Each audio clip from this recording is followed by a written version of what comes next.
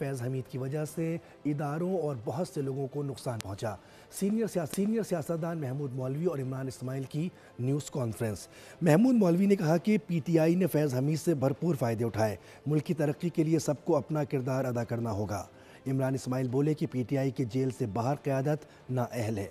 PTI मुज़ाहमत के बजाय मुफ़ाहमत की बात करे। मामला बाजवा तक नहीं जाएगा। पीटीआई वाले भारतीय अफ़गानी न्यूज़ चैनल्स पर बात ना करें।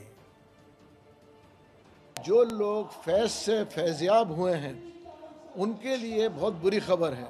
इसमें मैं कहूँगा ख़ास तौर पे इस फैज़याबी में पीटीआई का भी बहुत बड़ा नुकसान हुआ था।